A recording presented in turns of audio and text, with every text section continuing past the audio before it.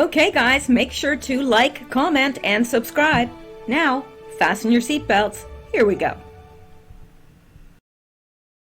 Alright guys, I'm back and it's Saturday, June the 20th, and it is 9:52 p.m. Eastern Time. Hope everyone is doing well. Now, if you read my note from last night on my channel, what happened yesterday, I recorded, well, it was an hour and some odd minutes and didn't have any sound, and I was so upset. Now, usually I just take it in stride, but it was such an awesome video. And I know you're saying, well, you know, of course you can say that now because we'll never see it. Well, you have to take my word for it. It was an awesome video, man. So, and what I was doing is I was getting us caught up with Q, but that's what we're going to do tonight. We're going to get caught up with Q, and Q has been posting today. So we're going to get caught up right to the minute with Q. And also, if time permits, and I hope it will, it should, I've got a second video on the news. Now, I do have a couple people to thank, but I'm going to do that in the second video. Yeah, so let's just dive right in here. I do apologize for yesterday. I found out there's a little piece in my microphone that plugs in from the microphone to the computer, and it's really loose. So it had come loose and pulled out, and I didn't realize it, and that's what happened with the sound. But anyway, we will try to make up for it tonight. There is so much going on, so much, and I'm hoping to get to it all. Anyway, let's just dive in here and get up to date with Q for this video. Anyway, all right, so we are on drop 4475, and Q has provided us with a meme here, and it's an iceberg, really. And of course, we all know that an iceberg can just look like a very small chunk, but beneath it, it's absolutely massive. Just ask the Titanic. Well, if you could ask those who were steering the Titanic.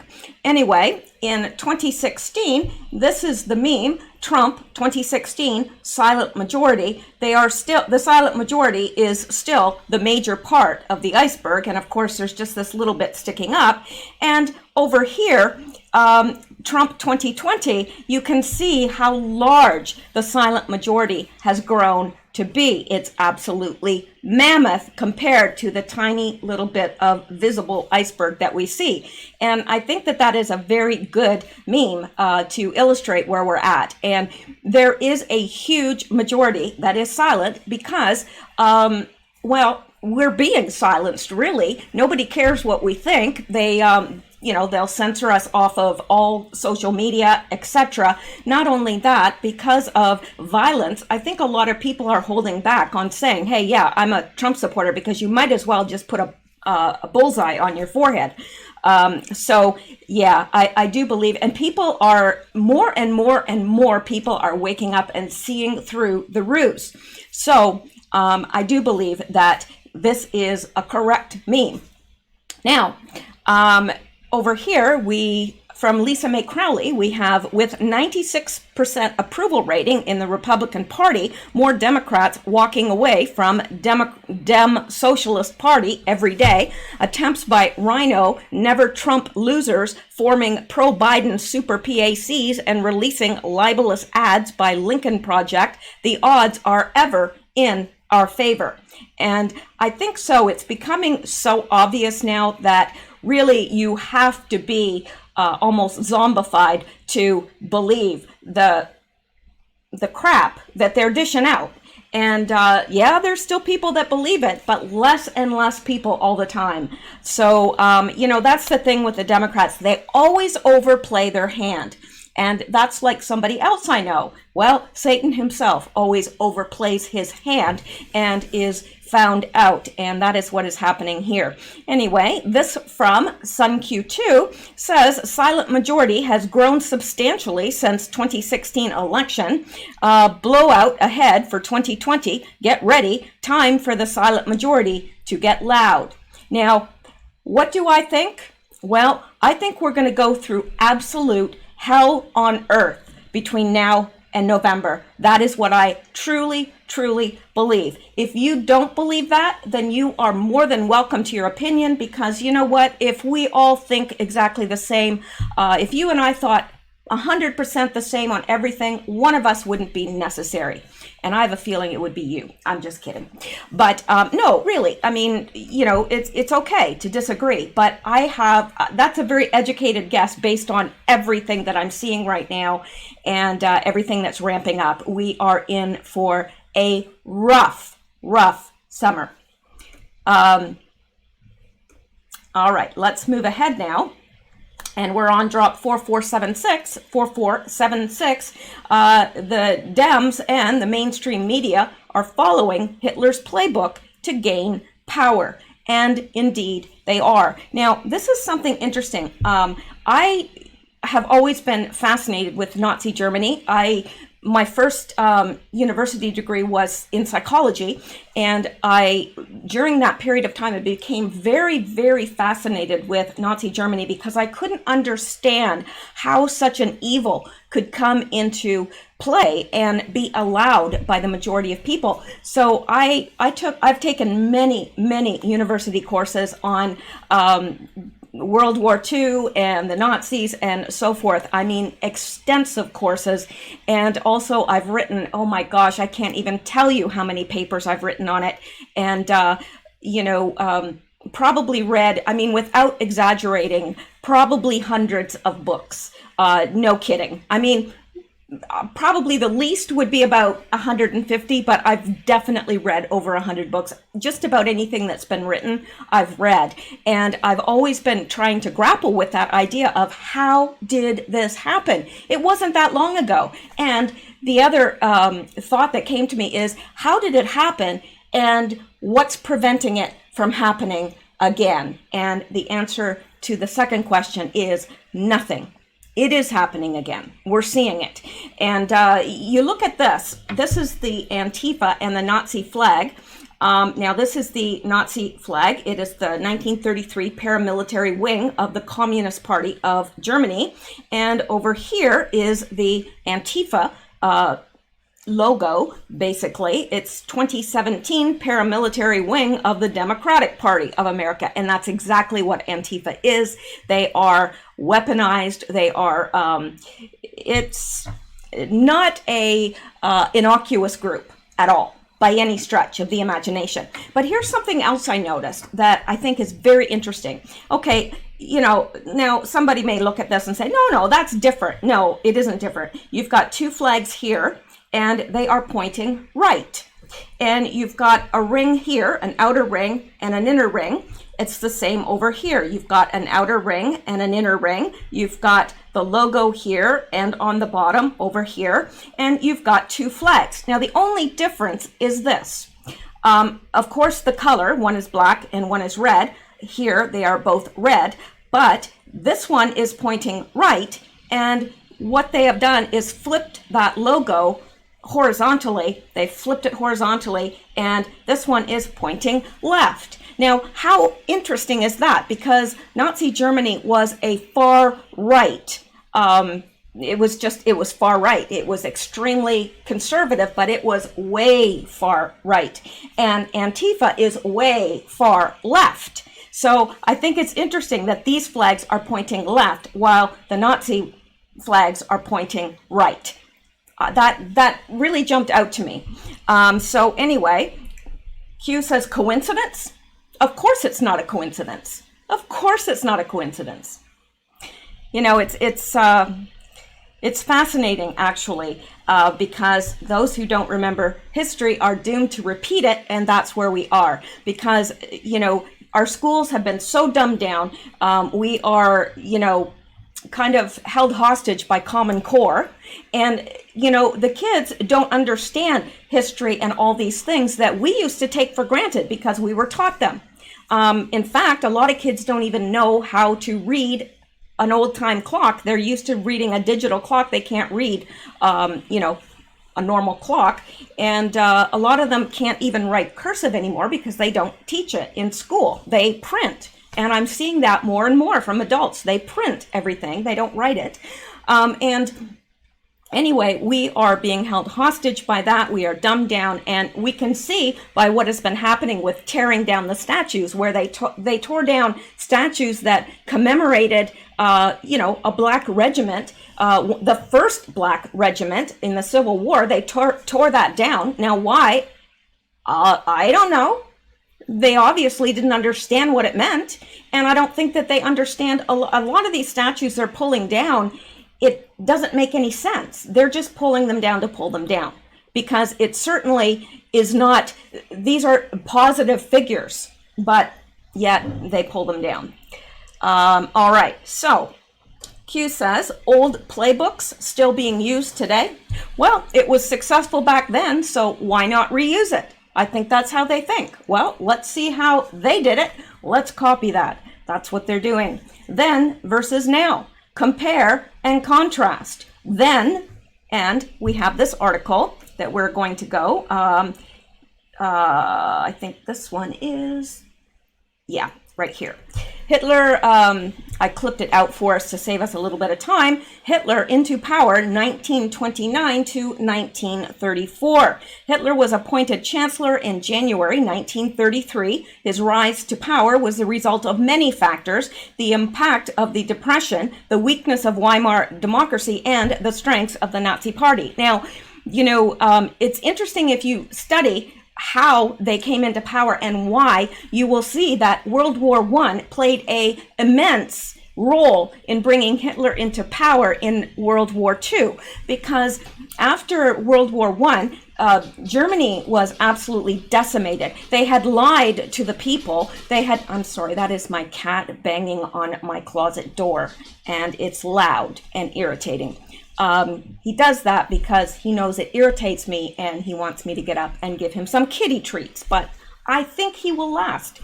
Don't let him fool you. He is well taken care of. All right, but the World War I happened, and they lied to the German people because they kept saying, oh, we're winning, but they weren't winning. There was a massive amount of death. Plus, they had to pay reparations. Sound familiar? They had to pay reparations for the damage that they caused in World War I, and the reparations were immense, and it was breaking the backs of the German people. Plus, there was so much negativity about Germany during that time that the German people were beat down. They were hungry. It was the Depression. They had to repay these reparations, which really was breaking their backs, literally. And the negativity about Germany during this time, that when Hitler came and promised them that he could get them out of this, that he could restore prosperity, and that he could restore the name of Germany. It sounded very good, sounded really good, because here was this man, and he was all about nationalism and patriotism and so forth, and he presented himself as a very moral man, a very religious man, and so people gravitated to this because they had been so beat down by the world, and I mean, this is just a fact. I'm not saying it's wrong because I'm sure people were really ticked off with Germany, but this is what happened. And so this man came along, and it seemed to be a perfect storm into which he walked. And of course, then I think, what really propelled it is when they committed the false flag and burned the Reichstag. And that is another thing that launched them into power. But the impact of the Depression on Germany: in October 1929, the Wall Street crash on the U.S. stock exchange brought about a global economic depression. In Europe, Germany was worst affected because American banks called in all their foreign loans at a very short notice. So not only were they paying all these reparations, but the Americans' banks called in their loans all at once, very short notice, and they couldn't do it. They were broken. These loans, agreed under the Dawes Plan, in 1924 had been the basis for Weimar's economic recovery from the disaster of hyperinflation. The loans funded German industry and helped to pay reparations. Without these loans, German industry collapsed and a depression began, because with the reparations, the loans were helping them pay the reparations. That's how huge these reparations were. They literally were breaking the back of the people. So when they called in those loans, all of a sudden, Germany, they couldn't do it anymore. They couldn't pay reparations and pay back these loans, and it plunged the country into deep, dark depression, horrible depression. Without these loans, German industry collapsed and a depression began. So this is the lead up. U.S. calls in loans. German industry loses finance, lowers productions, lays off workers. People spend less. Prices drop, demand falls, industry loses more money, lowers production further, lays more workers off. People spend less, prices drop, equals a depression. I may have to pause this video because Sammy is driving me completely out of my head, and I'm sure that you are not finding it pleasant to listen to either. So if he doesn't settle down in the next few minutes, I'm going to pause, and I might have to give him some treats to keep him quiet. Although that is just further, reinforcing the bad behavior. Good thing I don't have kids. Okay, the most obvious consequence of this collapse was a huge rise in unemployment. Over the winter of 1929 to 1930, the number of unemployed rose from 1.4 million to over 2 million. By the time Hitler became chancellor in January 1933, 1 in 3 Germans was unemployed, with the figure hitting 6.1 million. Industrial production had also more than halved over the same period.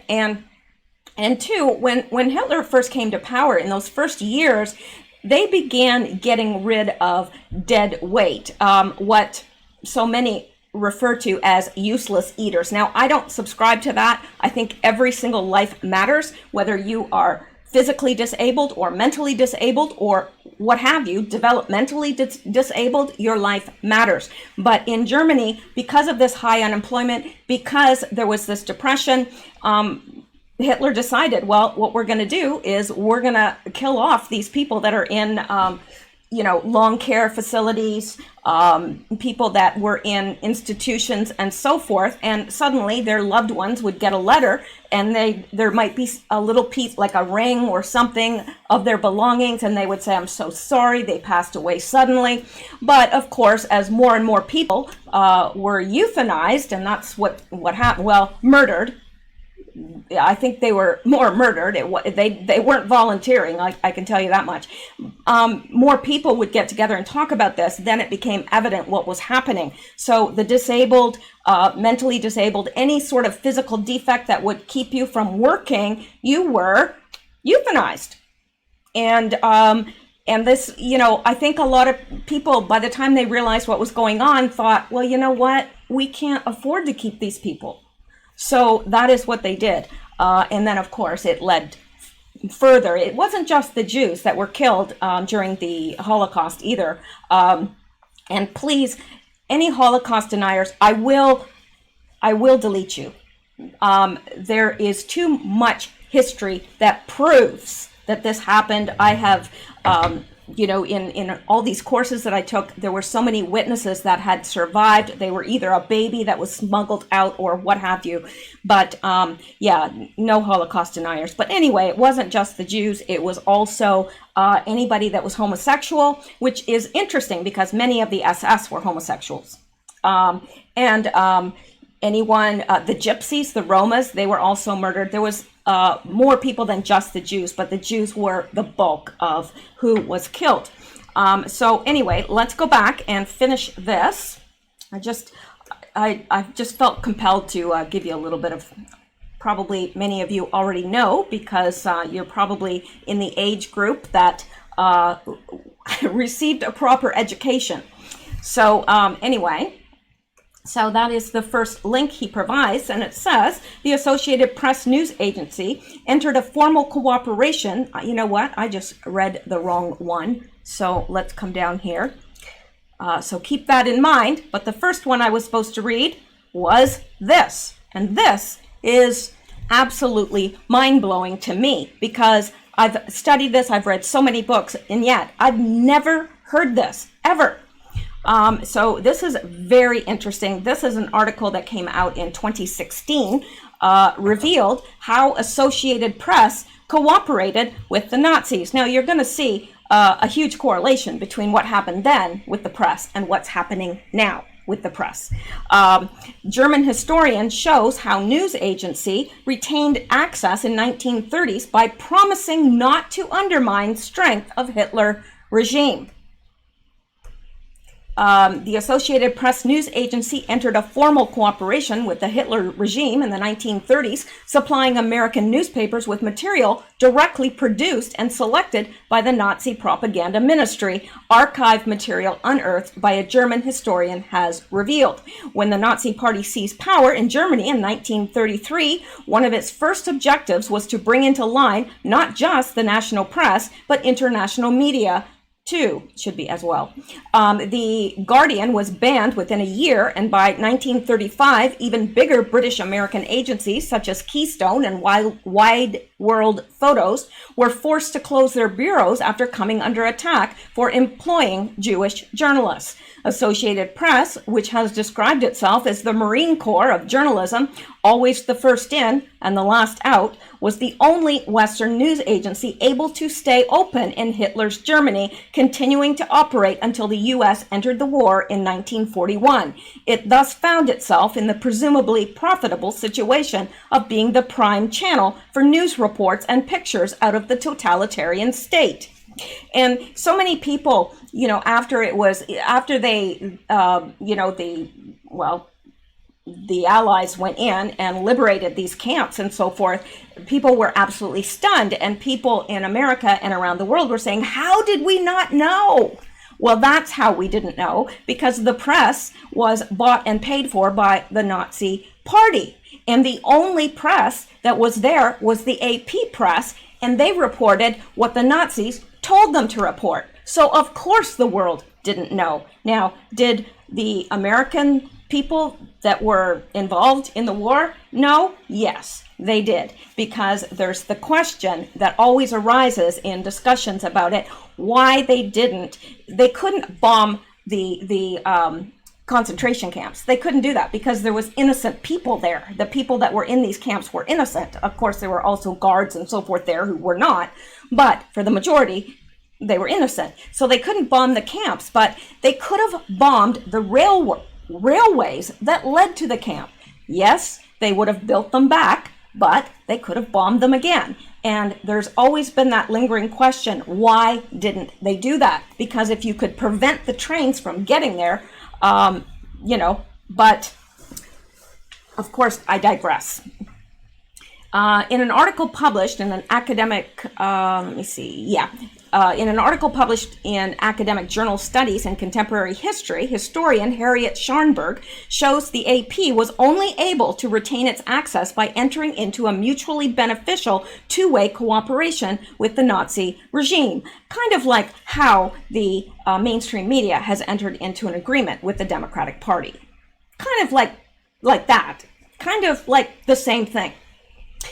And the New York-based agency ceded control of its output by signing up to the so-called, I can't pronounce that word, but it means, in German, editor's law, promising not to publish any material calculated to weaken the strength of the Reich abroad or at home. This law required AP to hire reporters who also worked for the Nazi Party's propaganda division. One of the 4 photographers employed by the Associated Press in the 1930s, Franz Roth, was a member of the SS paramilitary unit's propaganda division, whose photographs were personally chosen by Hitler. AP had removed Roth's picture from its website since Scharnberg published her findings through thumbnails, though thumbnails remain viewable due to software issues.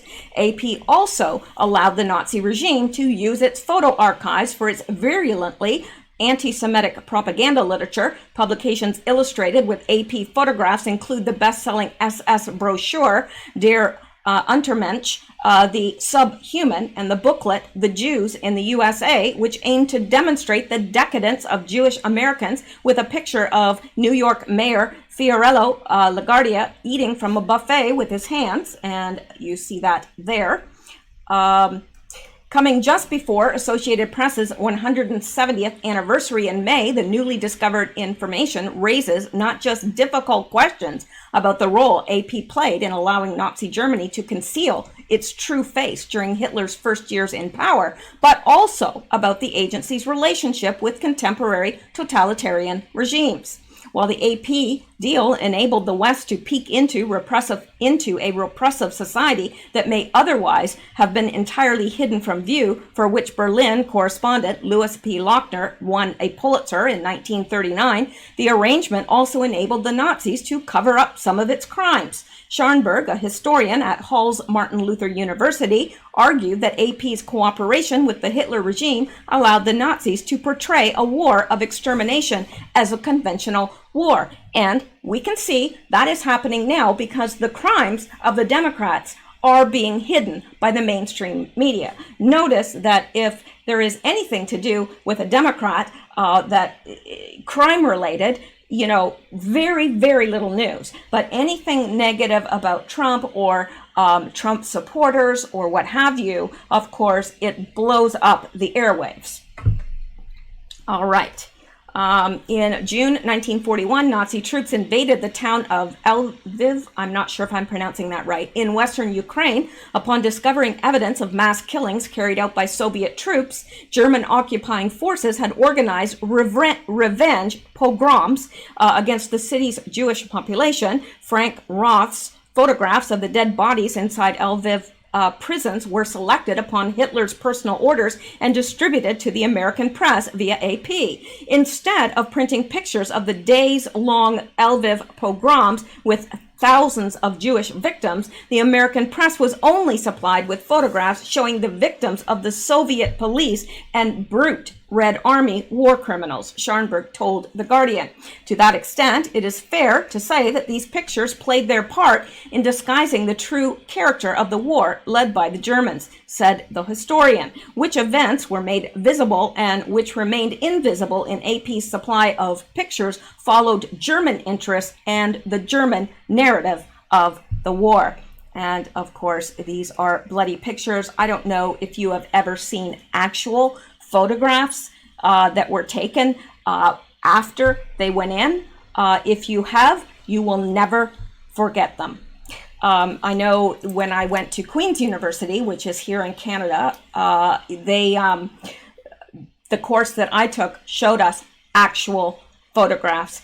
And by the time they were finished showing them, the class ended and we all just sat in silence. Nobody talked, nobody joked, nobody said anything.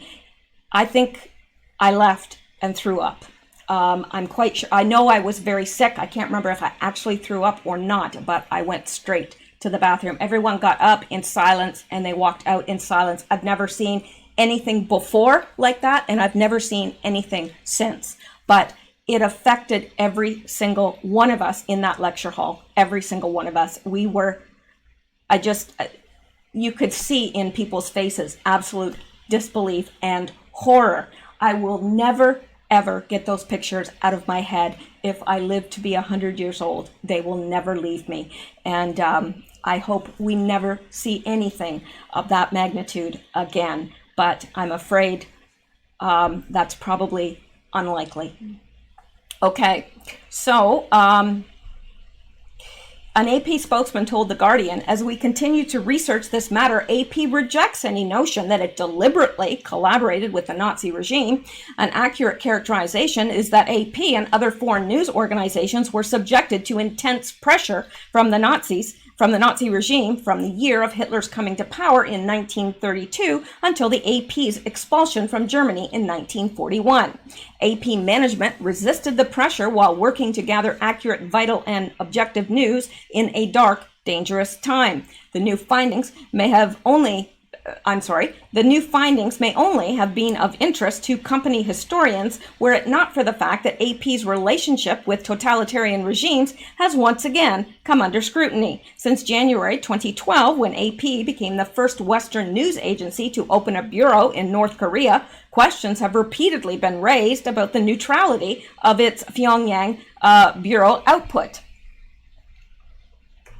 In 2014, Washington-based website NK News alleged that top executives at AP had, in 2011, agreed to distribute state-produced North Korean propaganda through the AP name in order to gain access to the highly profitable market of distributing picture material out of the totalitarian state. The Democratic People's Republic of Korea comes second from bottom in the current World Press Freedom Index. A leaked draft agreement showed that AP was apparently willing to let the Korean Central News Agency handpick one text and one photojournalist from its agitation and propaganda unit to work in its bureau. AP told The Guardian that it would be presumptuous to assume the draft had any significance, but declined to disclose further information on the final agreement. Significant events reported in the international media were not covered by AP's Pyongyang bureau, such as a 6-week public disappearance of North Korean leader Kim Jong-un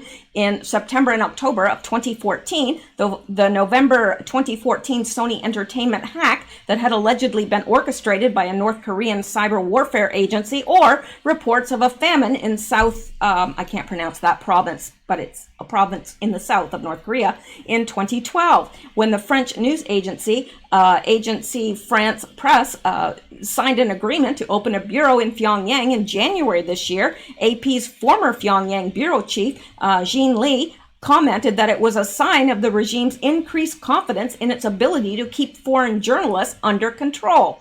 The AP spokesperson denied that the agency submitted to censorship. "We do not run stories by the Korean Central News Agency or any government official before we publish them. At the same time, officials are free to grant or deny access to interviews." Nate Thayer, a former AP correspondent in Cambodia who published the leaked draft agreement, told The Guardian, "Looks like AP have learned very little from their own history. To claim, as the agency does, that North Korea does not control their output is ludicrous. There is naturally an argument that any access to secretive states is important, but at the end of the day, it matters whether you tell your readers what you are reporting is based on independent and neutral sources." Yeah, don't lead people to think that your sources are independent and neutral when they're not. And the exact same thing is happening in the mainstream media today, because everything that is written or crosses the airwaves in the mainstream media, it seems, except maybe with the exception of Fox, and even they are iffy, goes through the Democratic Party and is approved or disapproved. They are told what to say, when to say it. Remember when Q was talking about the 4 a.m. drops? They're told what to say. They're not journalists. They're parrots. That's it. They're parrots. So, anyway, let's go back now. All right, and let's continue on with this. So we are up here, and old playbook is still used today, yes. And we just looked at this article right here about the AP Press. The Associated Press News Agency, this is a quote from the article, and Q has pulled this out. The Associated Press News Agency entered a formal cooperation with the Hitler regime in the 1930s, supplying American newspapers with material directly produced and selected by the Nazi propaganda ministry. Archived material unearthed by a German historian has revealed. To that extent, it is fair to say that these pictures played their part in disguising the true character of the war led by the Germans, just as our mainstream media is misleading the people on what is truly happening in our own country. Oh, that's good coffee.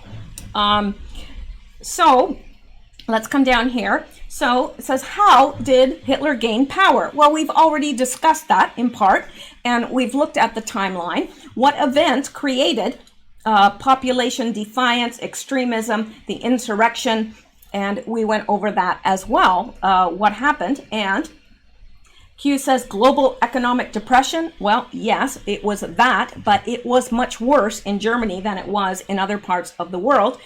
Reparations, absolutely. The reparations were huge and grossly unfair because they were of such a nature that they really could not afford to repay the, what was being charged to them as reparations. They couldn't do that without especially during a depression. And then on top of it all, the U.S. calls in their loans suddenly, probably knowing full well what was going to happen.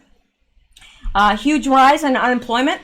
Absolutely. Germans began to lose faith in democracy and look to extreme parties on both the left, the communists, and the right, the Nazis, for quick and simple solutions. Are we any different today? Isn't that what people, mainly the uneducated and that don't know their history, they're fixing to repeat it because they're looking for a quick fix. There is no quick fix. It's just, it's not going to happen. Now, when people are unemployed, hungry, and desperate, as millions were in Germany between 1930 and 1933, they often turn to extreme political parties offering simple solutions to their problems. Sound familiar? Oh, okay, there's police brutality. Well, let's just defund the police. Simple solution. But is it a viable one? Of course not. So, between 1930 and 1933, support for the extreme right-wing Nazis and the extreme left-wing communists soared. Now, MSDNC, peaceful protests? Are they peaceful? Have you seen any? I have seen some people marching peacefully, but I've sure seen a lot of riots, looting, arson, murders, etc. MSDNC, propaganda campaign? Absolutely. They're the propaganda arm of the Democrat Party. MSDNC, information warfare campaign? Absolutely. Absolutely. It's unconventional war. There's another name for that as well. I can't remember what it is, but anyway, that's the type of warfare that we're in. And they are, whoever controls the information controls people. Really, because if the only information you're getting is from the left,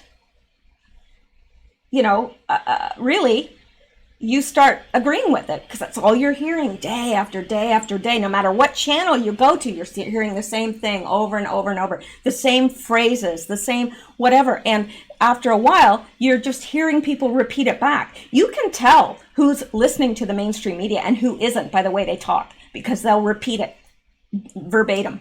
They'll repeat what they heard and they'll say, oh, no, that's not happening. This is happening over here. No, well, how do you know? Well, the news. Well, how do you know the news is right? Oh, the news is right. What are you saying? Well, I'm saying just that. Is the news right? As it turns out, no, it's not. All right. So, MSDNC, POTUS must be removed. Push years 1 to now. And there has been a push to remove POTUS from the time he first took office. In fact, it started before he even took office. Till now, it's still continuing, and I don't have any reason to doubt that it will continue. I think it's going to get much, much worse, and even after he's elected, I don't think it's over. They're not just going to go, okay, you won, fair and square, never mind, go about your business. They're not going to do that. All right, and we have another link here in this one, and we're going to go down to that and look at that. This is by Robbie Starbuck. It says, these disturbing tweets are sadly not a tiny fringe view on the left anymore. He just said it out loud. Many don't want to coexist, like their bumper stickers used to say. Many really believe we're less than human and think we belong in re-education camps. That's the vile truth. So let's listen to these tweets by Palmer, the Palmer Report. well, we're going to read them. It's time we acknowledge that conservatism isn't just some political view. It means you're the very bottom rung of society, dangerous and deranged. Some conservatives are trying to become better people. Great, but people who flaunt their conservatism are psychotic. And let's go here. People who promote the racist propaganda hate speech on One American News Network are dangerous thugs. They have no place in respectable society. Mike Gundy cannot remain the Oklahoma State head coach, too influential of a position in society. Fire him unless he agrees to get extensive psychological help. And this is the same one we just read right here, so we'll skip over here. And we shouldn't be cold-hearted about this, but having a conservative as police officer, for instance, isn't much different from having a KKK member as a police officer. It's just not something that a civil society can ever tolerate. And the last one, we should rehabilitate any conservative who are willing to try. We should pay for them to undergo therapy and retraining so they can understand the world around them. But first, we must get them out of positions of influence because they're infringing on the rights of others. So I guess they themselves have no rights. That is what this person's saying, because they're saying, oh, they're infringing on others' rights. But it's okay to infringe on their rights. We're subhuman to them. So, very interesting dialogue there, or diatribe, as the case may be. Okay, now let's go up here and finish this. And it says COVID-19 global economic depression. Well, yes, COVID-19 has led to a global economic depression. Unemployment is up. You know, some people are very desperate, very desperate. So yes, it has led to that, and I don't think it's over yet. Not that I believe per se. I mean, I know there's a virus. I'm not doubting that, but I don't think that they're finished hyping it and whipping us up into fear. That's what I meant to say. Democrat Party, Black Lives Matter, race push, reparations. Interesting, isn't it, that we're facing reparations now, just like pre-Nazi Germany. We're facing reparations, and they are, I think it's been passed in California, hasn't it? Or it's on the floor or something. I'm not sure. I'd have to look that up, but it seems to me that I read something about that very recently. COVID-19, huge rise in unemployment, 40 million. Yes, he's asking these as questions, but of course they're statements. Insurrection, riots, city takeovers, remove police, weaken the police.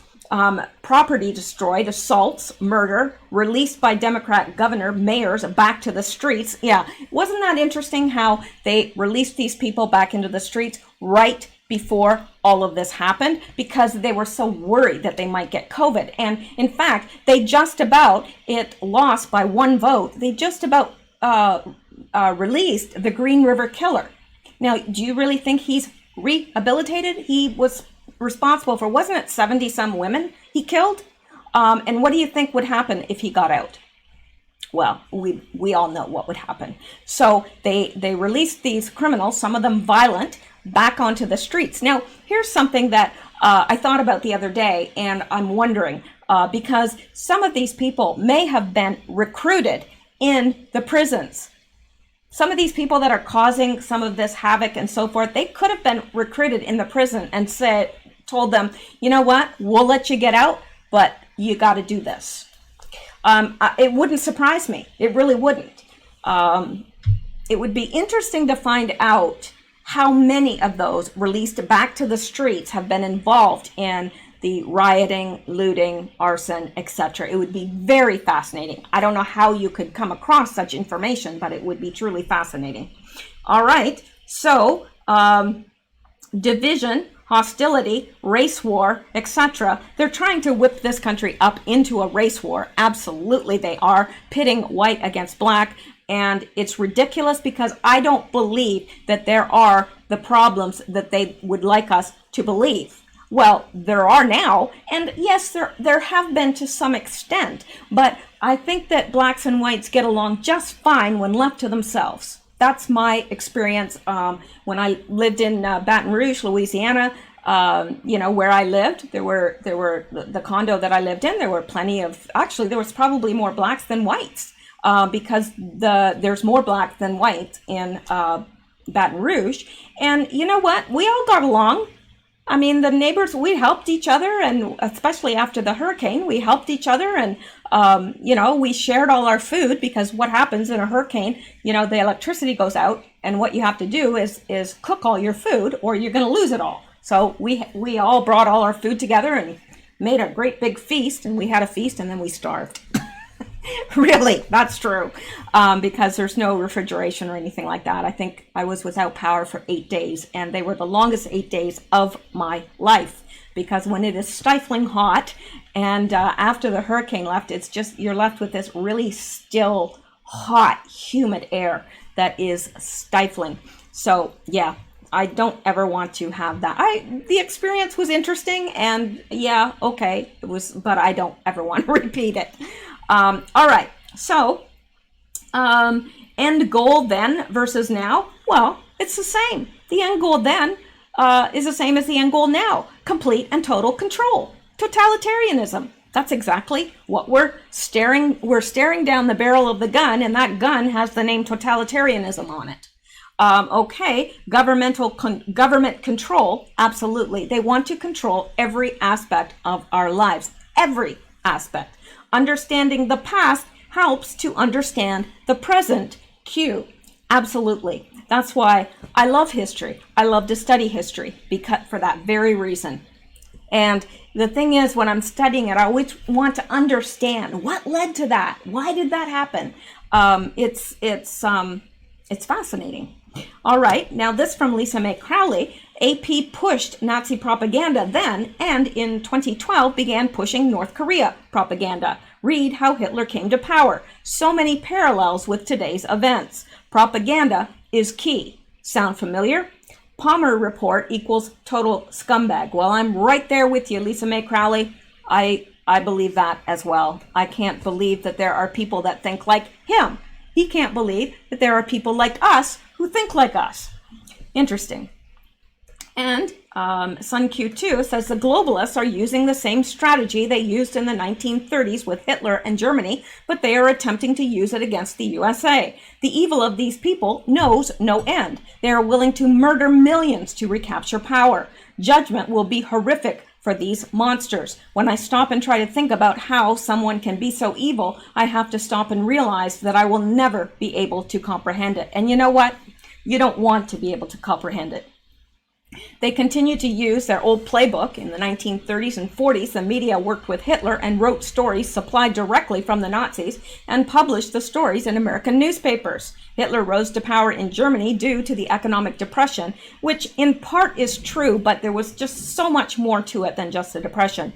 And worldwide, a huge unemployment rate in Germany, social unrest, etc. Q is comparing the strategy of Hitler and the globalists to the Democrats and the globalists. The Democrats are the modern day Nazis disguised as socialists. The only difference is they are far left and Hitler was far right. So there is a difference, but really only, they're both extreme, very extreme. All right. Now we are on to the next drop, and we are on the 17th of June, and we are on drop 4477.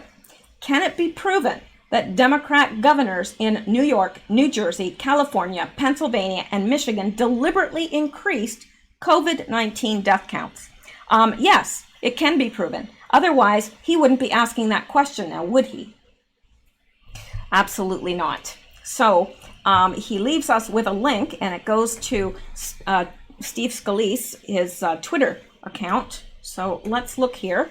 And I'm not going to read this whole letter, which is down here, but Steve Scalise just sent letters to Democratic governors of New York, New Jersey, California, Pennsylvania, and Michigan demanding they explain why they ignored protocols and forced CV patients into nursing homes. The outcome was devastating. Families who lost loved ones deserve answer. This tragedy was avoidable. And of course, we know that. And interesting how these places were Democrat. And also interesting how the cities that this is, the worst of the riots are taking place in are Democrat.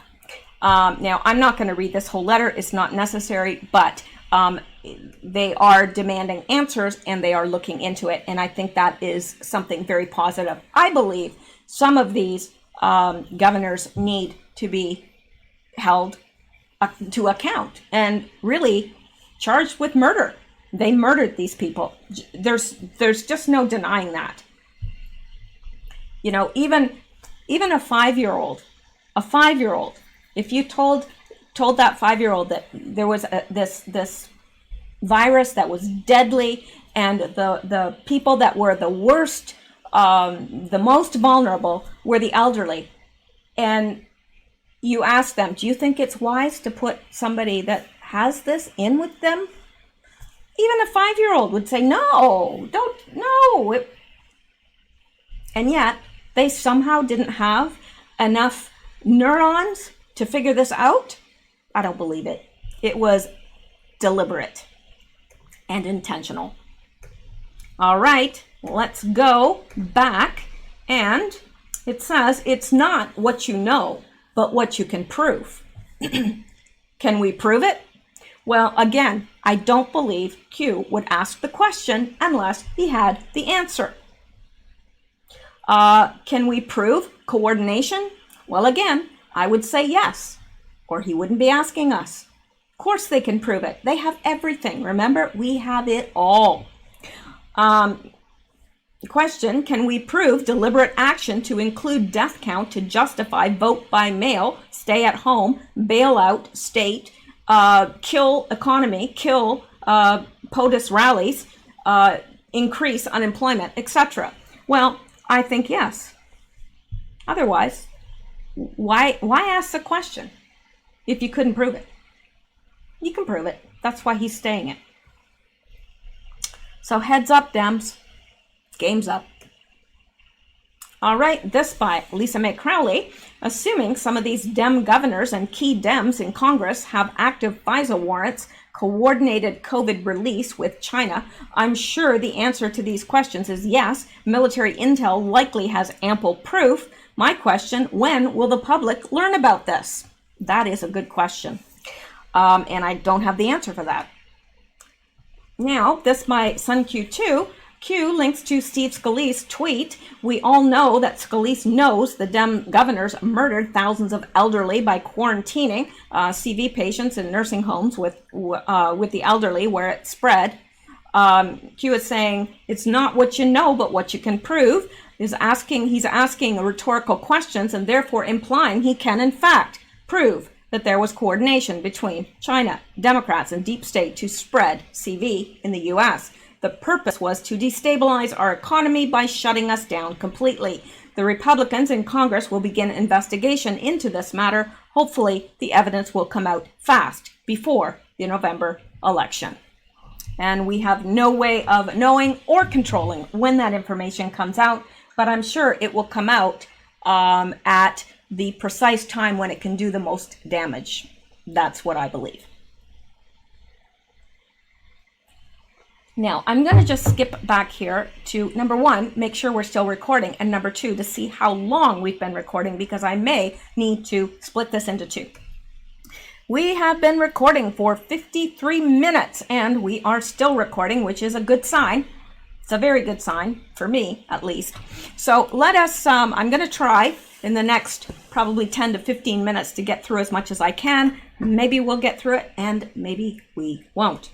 All right, we are on to the next video, or to the next, I just read video there, on to the next drop, 4478, 4478, and it says video, red pill after red pill. Now, you are going to enjoy this if you haven't seen it already, because this young lady is very wise, very wise. Let's listen to this. I'll make it bigger for you tiny phone people. Always thinking about you. Hang on here. All around our southern border, it's considered racist. When Donald Trump wants a wall around our southern border, it's considered racist. But domestic terrorists who take over a 6x6 block in Washington is considered patriotic. Joe Biden is allowed to blackmail the president of Ukraine, but when Donald Trump asks about it, that's an impeachable offense. A $5 billion border wall is apparently too expensive, but a $1.5 trillion free healthcare system is apparently achievable. People who never owned slaves have to pay reparations to people who never were slaves. I'm not allowed to cheat to get into college because I'll go to jail, but if I cheat to get into this country, I get free everything. People who never went to college have to pay for kids who made stupid choices and decided to go to college. We're catching and releasing criminals because apparently it's an infringement on their right. I'm not allowed to purchase a firearm, but you're totally allowed to go purchase drugs, alcohol, and get an abortion. Irish and German scientists and engineers have to go through a very serious vetting process before being admitted into the United States, but immigrants from our southern border get to come in whenever they want. When Donald Trump wants a wall around our southern border, it's repeating. But, you know, I love that. That young lady, very, very wise. Very wise. And she did a fantastic job on that. She really did. And obviously, because Q pulled that out and got us all to look at it. Now, I had seen this previous to Q, but just phenomenal. Phenomenal. I hope, see, someone like that needs to run for office, don't you think? I think so. Youth should be not a deterrent when, you know, she's obviously got her head on her shoulders. So let's go back now and go on. Now we are on 4479, POTUS on Sean Hannity tonight. Now that was on the 17th of June, so that is not applicable to us right now because it is in the past. So we will continue on to this. Drop 4480, POTUS tweet taunting the Democrats. They can't beat him. Now, let's look at this. The Dems have tried every trick in the playbook, call me everything under the sun, but if I'm all those terrible things, how come I beat them so badly? 306 to 223. Maybe they're just not very good. The fact is, they are going crazy only because they know they can't beat me in 2020. Now, I'm going to, this is pretty self-explanatory, so I'm not going to read these because we're a little bit pressed for time. So let's come down here, and we are on drop 4481. German officials place children with known pedophiles for 30 years. Now, again, this is something I'd never heard, and I've read a crapload of books on Nazi Germany. Okay, so this leads to this right here, Breitbart News, horror. A report has uncovered a Berlin government-backed pedophile network that actively sought to place homeless children with pedophiles. So this is a report that came out. Breitbart News had an article on it, and Q is highlighting this, and he's saying only when evil is forced into the light can we defeat it. And that is so true. And I liken that to cockroaches. You know, you may not even know, if you live in the South, my gosh, you have to get sprayed all the time. You have to spray constantly. I am impeccably neat and clean. I would clean off all the crumbs or anything, you know, no sitting water. I mean, I was absolutely paranoid about having them. But you would always know when it was time to get sprayed again, because if you came out and you flicked the light on real fast, you'd see something scurry, and you knew that it was time to call the Orkin man. So, yeah, it's the same with evil. Sometimes you don't know it's there. It's well hidden until you flick the light on. Then you see it. Only when evil is forced into the light can we defeat it. Only when they can no longer operate in the shadows can people see the truth for themselves. Only when people see the truth for themselves will people understand the true nature of their deception. Difficult truths. Indeed. Q. Yes, that is so true. Now, let's look at this. We are on drop 4482. 4482. Excuse me while I scratch my foot. I was feeding the fox. There's a fox in the woods back behind who they're building new houses all around me, so it's taking up their territory. And actually there was even a black bear sighted in town, which is highly unusual. So yeah, they're being forced out of their habitat. So I always take any leftover food I take out to the woods and I just leave it there. It's gone the next day. So anytime I have anything that's going bad, or if I don't finish something, I always take it out there and leave it. So I think I got into some poison ivy or poison sumac, one or the other. And so yes, hence the itching of the feet. All right, so this drop 4482 is big tech cozying up to pedophiles. Oh, they sure are, aren't they? Difficult truths. This is not another 4-year election. And no, it's not. Let's go take a look at this. And this shouldn't be surprising to anyone because I think we've all noticed it by now. Twitter allows pedophiles to discuss attraction to minors. Yes, they do.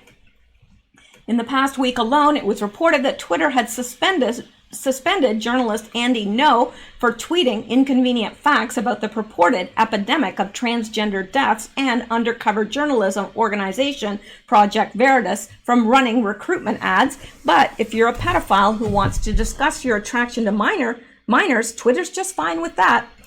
Big League Politics discovered a little noticed quietly enacted Twitter rule change from March, which says discussions related to child sexual exploitation as a phenomenon or attraction towards minors are permitted, provided they don't promote or glorify child sexual exploitation in any way. So, if you post politically inconvenient yet accurate statistical facts, as Ngo did, you get suspended. But if you discuss attraction towards minors, Twitter explicitly allows it. It goes without saying that Twitter's policy did not arise out of some blanket commitment to free speech. Twitter CEO Jack Dorsey has specifically rejected such commitments, rubbishing the idea that Twitter is the free speech wing of the free speech party, as one VP at the company described it in 2012. In an interview with Wired last year, Dorsey said that the free speech wing comment was a joke that was taken too seriously. This quote around free speech wing of the free speech party was never a mission of the company. It was never a descriptor of the company that we gave ourselves, said Dorsey. The Twitter CEO continued, saying that a commitment of free speech comes with the realization that freedom of expression may adversely impact other people's fundamental human rights, such as privacy, such as physical security. In other words, Twitter's decision to allow pedophiles on its platform is something they've chosen to do, not something they have to do. In the worldview of Twitter, a journalist posting statistics that contradict the intersectional left is somehow a threat to human rights, privacy, or physical security, but allowing pedophiles to openly organize isn't. Breitbart News has reached out to Twitter for comment, and of course, they have not responded. All right. I really don't think any of us are too shocked by that at all. I have noticed that about Twitter myself, because it seems that all sorts of things are allowed that are quite reprehensible. But if you have a different political opinion, you are gone like that. Okay. Now, the next, and then from there, we are on to today. Today's post. This is the 18th of June, and I think some of these back here were the 18th. Yeah. So this is the 18th of June, and Q posted this. It is drop 4483, thin blue line flag USA. And of course, he posts this in support of our police officers, and did it as an American flag. I kind of like this graphic, actually. I really do. So that tells us where they stand about that matter, which, of course, we could surmise anyway. All right. And now we are on to today, which is the 20th of June. The 20th of June. And we are on drop 4484. Berman refuses to step down from the Southern District of New York holds jurisdictional control over major cases. Yeah, and some of those cases are major indeed. All right, so this is the link that Q has provided right here, and it's from the Justice Department. It says Attorney General William P. Barr on the nomination of Jay Clayton to serve as U.S. Attorney for the Southern District of New York. All right, and Q says Southern District of New York. Importance of Southern District New York control. Well, there would be the Wiener laptop for one. There's also, isn't there something to do with, well, the Wiener laptop involves Hillary and all that as well, about, you know, which made the officers sick to their stomach, hardened officers with the New York Police Department. And then, of course, we had all the suicides, which I don't think were suicides. Anyway, jurisdiction, and he mentions it, Wiener evidence collection, Clinton Foundation, Epstein evidence collection, Ukraine, focus on above for now, which he's obviously saying there's more, but focus on that. Isn't that interesting? There's more. Focus on above for now. Watch New York City.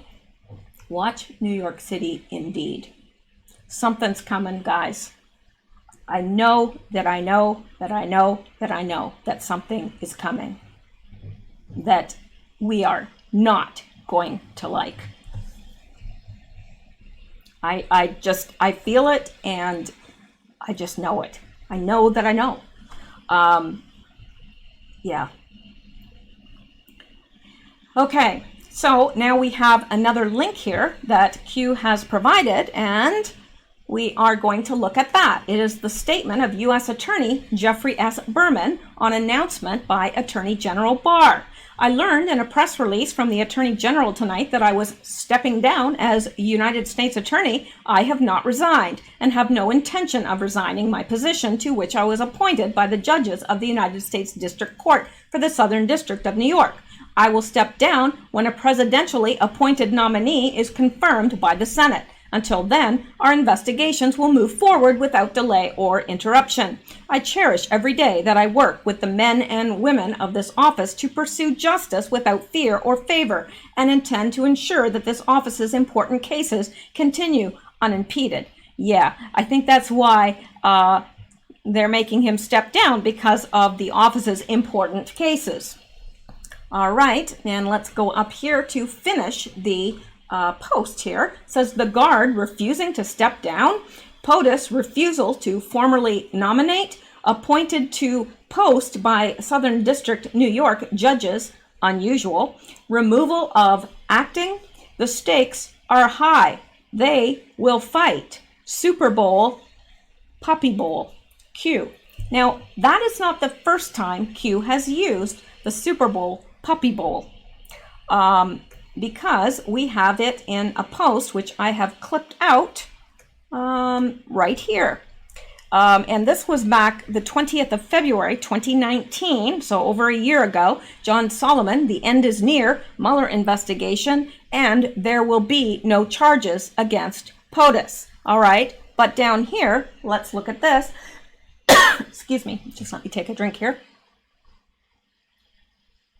Okay, says, but you knew that already, hence why Adam Schiff, Southern District of New York, and Maxine Waters are attempting to keep the insurance scheme ongoing post-Mueller.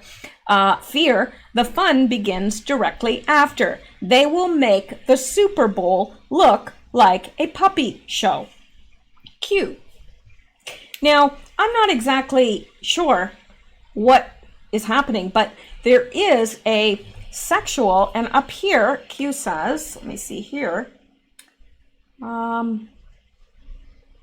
okay, I thought there was another one that had Puppy Bowl in it, where it was referring to puppy meaning something sexual, and apparently according to the dictionary that is a thing, does not involve bestiality, anything like that. Like, don't even go there. It's not, but it's something that I don't even know. I can't discuss it. I don't even know what It's like has to do with homosexuals and one being the dominant one and one kind of being like a puppy. And there's some other things that are attached to that meaning as well. So I'm not exactly sure what he's meaning, so I can't really say definitively. But let's look at what Lisa Mae Crowley says. She says AG Barr nominates Jay Clayton as U.S. Attorney for Southern District of New York, control over Wiener Laptop, Clinton Foundation, Epstein, Uranium One. Berman refuses to resign. Crimes covered up by the Southern District of New York will make the Super Bowl look like a puppy show.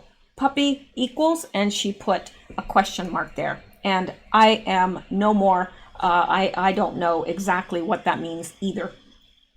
They are fighting for their life. U.S. Attorney Berman, who heads up Southern District of New York, refuses to step down in spite of AG Barr announcing that he would be stepping down. Berman is in a deep state plant who was appointed by the federal judges to serve indefinitely. What does that tell you about the judges? Until POTUS appoints a new replacement. He has Jay Clayton. And the Senate affirms the appointment. The Senate will affirm the appointment, but it's a slow process, and the Dems are simply trying to delay the appointment until the election in hopes that the Dems win the election.